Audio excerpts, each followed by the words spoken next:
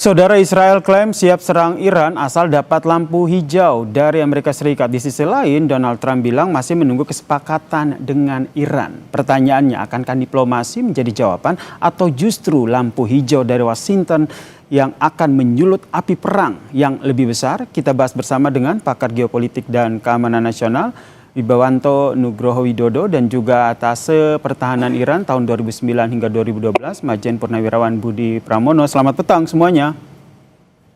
Selamat petang. Saya ke Mas Wibawa dulu. Mas Wibawa, dari kacamata Anda, apakah ancaman Israel ini merupakan gertakan politik untuk menekan Iran kembali ke meja perundingan, atau Anda melihat justru sebaliknya, adanya mobilisasi nyata yang mengarah pada serangan militer? Oke, jadi gini ya, perspektif globalnya dan strategisnya seperti ini ya. Bahwa ini harus dilihat secara sistemik.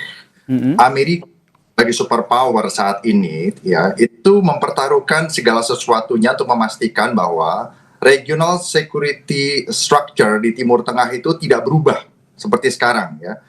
Dan yang kedua, Amerika Serikat memberikan tekanan kepada Iran ya dalam posisi sebagai balancing power yang konfrontasional gitu dengan Amerika ya, dengan melakukan penekanan militer ya yang sudah terjadi selama ini. Dan Amerika memberikan jaminan perlindungan kepada negara-negara aliansi di Timur Tengah, baik itu negara-negara Sunni Arab GCC dan juga Israel ya.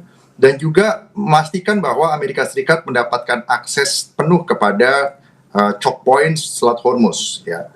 Nah, yang berikutnya Amerika Serikat pasti ya dalam hal ini mencegah munculnya rivalitas aliansi dari Rusia dan China ya, China dan Rusia. Cegah terbentuknya regional security structure yang di mana Iran itu mempunyai peran yang dominan dan di backup oleh China dan Rusia. Itu sebenarnya. Jadi ada pertarungan itu. Ya, sementara dari perspektif Iran adalah sebaliknya, seperti yang saya terangkan tadi ya. Itu poin pertama. Poin kedua yang kita mesti lihat di sini, ini bukan lagi mengenai operasi militer ya. Ini bicara mengenai kalkulasi strategik global dan geopolitical timing ya, yang bergeser dari Teheran dan Tel Aviv ke Washington DC ya. Jadi Washington DC yang memegang kendali apa yang akan terjadi itu. Pesannya itu tuh ya, sebagai superpower ya. Yang ketiga ya, ini kemungkinan akan melahirkan 3 skenario ya. Skenario pertama adalah adanya limited military strike ya, yang disasar adalah sasaran militer dan juga sasaran energi Iran. Oke. Skenario kedua, kemungkinan yang akan diserang nanti adalah tokoh-tokoh senior dari pemerintahan Iran saat ini ya, tujuannya dekapitasi dan diharapkan akan menimbulkan suasana yang keotik ya, sehingga akan ada perubahan di dalam kemungkinan. Yang ketiga adalah kondisi yang out of control ya, di mana Amerika dan Israel di sini ya sudah siap untuk menghadapi resiko ini pecah menjadi perang regional. Karena di sini posisinya Iran itu siap merespon secara militer ya, berbagai kekuatan yang ada ya. Ancaman Israel dan Amerika. Itu poinnya tuh ya. Baik. Sementara kita harus melihat ini dari perspektif kuantum. Kenapa kuantum? Karena di satu sisi Amerika mengatakan kami mau berdiplomasi, kami mencegah kondisi perang yang eskalatif. Di satu sisi itu melakukan hal-hal yang berisiko akan memunculkan eskalasi gitu. Karena tujuannya tadi itu, strategi objektifnya itu mempertahankan structure yang ada saat ini. Itu poin dari saya itu. Itu dulu deh. Saya ke Pak Dodi Purnomo sebagai Atase Pertahanan Iran 2009-2012, tentu tahu betul bagaimana geopolitik di sana. Anda melihat dengan apa yang disampaikan oleh Israel menunggu lampu hijau dari Amerika Serikat, dari Iran sendiri strateginya akan seperti apa? Ya Mas, kalau saya sampaikan bagaimana perspektif Iran dalam hal ini, tentunya Iran sadar bahwa yang namanya Israel dan Amerika ini akan menyerang fasilitas energi dari yang Iran punyai. Nah, kemudian kita juga harus tahu bagaimana hubungan mutualisme antara Israel dan Amerika dalam hal ini. Israel sangat perlu Amerika kalau menurut saya. Kenapa? Ada kira-kira 3 pilar yang dia harus mau tidak mau harus hubungan tetap dijaga dengan Amerika. Yang pertama, kita melihat political leverage. Jadi mau tidak mau Israel ini tidak bisa berjalan sendiri dengan posisi dan atmosfer theater of war yang sudah kita lihat sebelumnya. Kenapa demikian? Kan sudah terbukti juga di PBB vetonya Amerika itu sekitar 50 kali veto itu digunakan untuk membantu Israel dalam hal ini. Selain dari political leverage, legitimasi politik dari Amerika, Israel ini juga perlu dukungan intelijen. Everybody knows, saya pikir ini ya, bukan suatu secret, tapi ini udah public secret, to my perception. Nah, di bidang penyelidikan pun ya, ini juga tetap akan bantuan Amerika much gitu kan. Pengamanan Mossad ya, ketika Mossad bagaimana masuk ke dalam tubuhnya Iran, ini tidak lepas dari bantuan Amerika. Terutama Mossad ketika dia melakukan penggalangan, di mana kita selalu mengenal bahwa operasi garis dalam, di mana di dalamnya sanalah kerjanya Mossad sehingga sampai terjadi decapitation dan lain sebagainya. Dan yang tidak kalah pentingnya kalau menurut saya, dukungan logistik selama ini ya, kita tahu bahwa bagaimana Amerika memberikan dukungan logistik dari 60% persenjataan dikirim oleh Amerika. Kemudian sehingga pertanyaan selanjutnya Pak Budi adalah sebenarnya sejauh mana ketergantungan Israel terhadap lampu hijau dari Washington DC? Apakah ini bentuk koordinasi strategis atau hanya sekedar upaya Israel untuk mengamankan dukungan logistik? Kita bahas usai jeda ya, Bapak-bapak, Mas Wiwanto dan juga Pak Budi. Kita lanjutkan perbincangan kita, tetaplah bersama kami di Kompas Petang. Gantung saya ke Pak Budi atas pertahanan RI di Iran 2009 hingga 2012. Pak Budi melihatnya seperti apa? Jadi sebenarnya sejauh mana ketergantungan Iran terhadap lampu hijau dari Washington ini?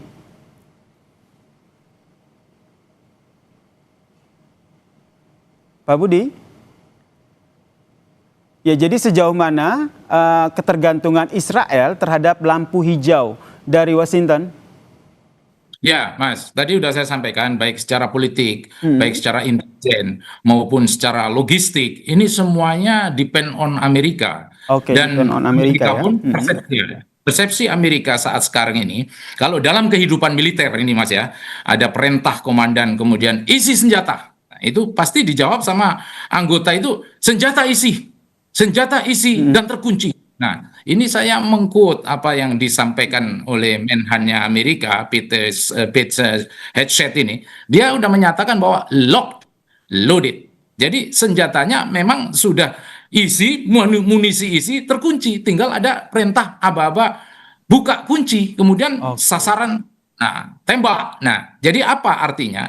Bahwa udah pada posisi itu, picunya ini sudah tertrigger, sudah tekanan ini sudah pada jari, sudah pada picu kalau menurut saya. Nah, itu persnya Amerika, Mas. Nah, kemudian apa sih sebetulnya yang akan disasar oleh Amerika ini semua? Ya fasilitas energi, karena dengan fasilitas energi itu bisa memiskinkan Iran. Eskalasi biaya perang ya semakin naik. Dan yang paling penting, yang itu selalu the main topic, the main goal ya, the main target Amerika from the beginning adalah regime change. Dengan adanya tekanan seperti itu, diharapkan domestically, secara domestik itu rakyat sana sudah semakin tidak enjoy dengan situasi pemerintahan di Iran, dan itu adalah tujuannya. Jadi sekali lagi Mas, ini bukan hanya military operation, ini economically operation also. Kalau tidak salah saya sudah mulai dengar bahwa Epic Fury sudah bergeser ke arah economic fury dalam hal ini.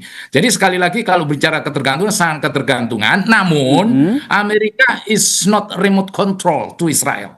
Jadi dia tidak bukan seseorang yang benar-benar di remote, go, not to go, the don't and the do-nya jelas. No, dia hanya manajerial. Jadi manajerial dalam artian mensupport, tapi ketika situasi krusial, maka dia punya otonomi sendiri Israel ini untuk menyerang. Jadi ada syarat dan ketentuan yang berlaku seperti itu ya?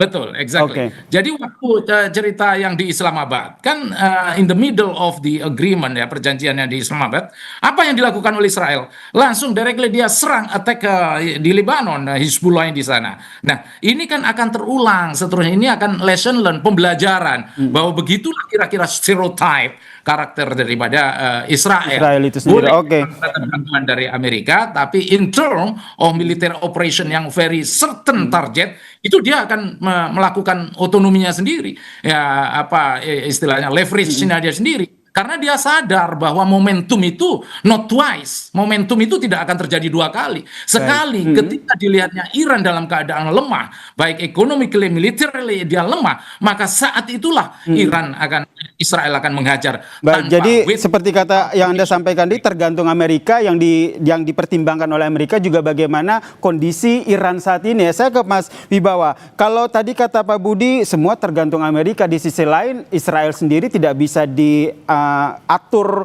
ataupun tidak bisa jadi boneka begitu saja dalam tanda kutip. Anda melihatnya apa yang menjadi pertimbangan dengan melihat kondisi dari Iran itu sendiri? Iya, jadi saya tadi mengkomplement ya. Jadi kenapa Israel itu kuat ya? Karena Israel itu kuat secara militer, kuat secara intelijen, teknologi, dan didukung oleh Amerika secara strategis politik yang sifatnya global class gitu. Ya, itu poinnya tuh. Jadi mereka punya kemampuan sendiri, punya otoritas sendiri untuk mengambil tindakan yang dianggap perlu untuk kepentingan survival mereka, melawan yang dianggap menekan mereka. Makanya Israel itu susah ditekan. Ya, karena kalau semakin mereka ditekan, mereka juga melawan gitu. Jadi kalau seandainya seperti itu, Mas, Pak Wibawa, saya potong, makna dari lampu hijau dari yang disampaikan Israel ini dibacanya seperti apa? Loh, karena, tar dulu Mas, karena kondisi ini ya, itu impact-nya global gitu poinnya ya. Jadi ada irisan antara konflik Timur Tengah dengan great power politics yang melibatkan semua great power lainnya, terutama China dan Rusia. Nah, sehingga kalau terjadi kesalahan bertindak, miskalkulasi, risikonya Israel itu bisa menghadapi isolasi internasional. Makanya harus mendapatkan full political coverage dari superpower dalam hal ini Amerika. Itu membuat mereka kuat gitu. Dan great power lainnya juga sebenarnya tidak pernah konfrontasi dengan Israel, termasuk China dan Rusia. Nah, apalagi ini eskalatif, ini sudah melebar ke Indo-Pasifik. Sekarang saja sudah masuk Samudra India. Dan karena sudah masuk ke Samudra India, saya sangat concerned ini menjadi konflik di Indo-Pasifik, di mana Indonesia menjadi sentral Pacific Theater gitu. Ya, di situ ada 8 dari 9 pemilik senjata nuklir dengan total 13.000 tuh senjata nuklir di dunia tuh, 9 negara, 8 negara ada di Indo-Pasifik. Ya, 1 ada di Timur Tengah namanya Israel gitu. Nah, jadi Indonesia ini ya dengan kondisi seperti ini dan ini pasti kepada ekonomi Indonesia juga secara langsung nantinya ya. Makanya harus secara aktif sekarang melakukan upaya diplomasi yang luar biasa gitu ya untuk deeskalasi dan juga untuk menghimbau gitu semua aktor untuk mematuhi UNCLOS lah. Jadi melakukan apapun yang dianggap bisa berupaya untuk memunculkan probabilitas yang lebih tinggi supaya ini tidak pecah. Karena sekarang kita kondisinya ini ya, sekarang ini kita itu bukan damai, apalagi damai, jauh dari damai. Kita ini sekarang dalam posisi menunggu ini menjadi pecah gitu. Karena sudah sangat panas dari dijelaskan tadi loh. Di kondisi di dalam Iran sendiri juga sudah panas, terus di shaping untuk akhirnya membuat pemberontakan gitu. Atau konfliknya memanas di Hormuz ya. Itu poinnya tuh, atau regional security di Timur Tengah. Itu dari saya. Baik, kalau ke Pak Budi saya ingin tahu bagaimana perspektif Anda soal kekuatan militer dari Iran itu sendiri. Karena kita lihat yang terbaru adalah juru bicara Kementerian Luar Negeri Iran sendiri menyatakan bahwa kalau perjanjian damai ataupun gencatan senjata sekarang bukan soal nuklir lagi, tapi bagaimana mereka mendapatkan pengakuan kedaulatan dari Amerika Serikat termasuk soal Selat Hormuz. Ya, berbicara masalah strateginya Iran dalam hal ini, Iran punya banyak leverage dan saat sekarang ini memang concernnya di Selat Hormuz. Ingat Mas, di Selat Hormuz itu, kenapa saya Selat Hormuz itu yang 39 km ini menjadi very strategic, even strategic, what you call it, fragile dari sebuah Iran, negara Iran yang punya leverage. Kenapa? Karena memang ini Hormuz, di sampingnya Hormuz ini bukan Hormuz sendiri, di sana ada Qesem, di sana ada Abu Musa, di sana ada Gracer Tan dan Lester Tan, yang terutama di sana juga ada Larak. Tempat-tempat itu kan untuk menempatkan posisi-posisi alutsista, mulai dari ngintip situasi yang ada di Hormuz dengan satelit, dengan electronic warfare dan lain sebagainya, sehingga Hormuz memang the only way, Mas, untuk ini persimpangan perdagangan dunia. Kalau misalnya kita lihat Bab el Mandeb yang lebarnya 30, ini juga the second Hormuz. Nah, ini kalau misalnya sudah ditutup dan dua-duanya tertutup, maka selesailah, Mas, perjalanan pelayaran global ini. Tapi perlu dicatat, Mas, bahwa strateginya Iran dalam hal ini, dia juga sudah menyiapkan ketika ada airstrike ya dengan penuh keterbatasan 40 tahun di ban ya oleh Amerika. Dia kan juga mandiri, dia juga membuat produk-produk dalam negeri yang mandiri, dan cukup kita acungkan jempol. Kenapa demikian? Karena kita terlihat buktinya dia masih belum rata dengan tanah, dengan situasi Amerika dan Israel yang membordir seperti itu. Apalagi ya kan kita tahu bahwa air strike-nya Amerika yang ada di sana akan dihadapi dengan tunnel warfare, di mana di sana diletakkan rudal yang bisa keluar dan tidak tahu kemudian larinya kemana dan dari mana arahnya. Begitu juga apabila serangan laut sudah disiapkan juga. Amerika sudah, Iran jauh-jauh ya menyiapkan itu semua dengan pasukan-pasukan khususnya yang selalu saya sampaikan, bagaimana Tafaran, kemudian bagaimana Nohed dan lain sebagainya. Ini adalah minimalnya Iran untuk menghadapi conventional warfare from the air and from the naval ya. Yang jelas ini kekuatan militer Iran juga sudah siap dan tidak bisa dianggap sebelah mata ya. Kita nantikan ya, Bapak-bapak, bagaimana dinamika yang terjadi. Apakah Amerika Serikat akan memberikan lampu hijaunya atau mereka bisa mengambil jalur diplomasi. Ini menjadi harapan kita bersama. Terima kasih pakar geopolitik dan keamanan nasional Mas Biobanto Nugroho Widodo dan juga Pak Maijen Purnawirawan Budi Pramono, Atase Pertahanan RI di Iran tahun 2009-2012, telah berbagi perspektifnya di Kompas Petang. Salam sehat semuanya.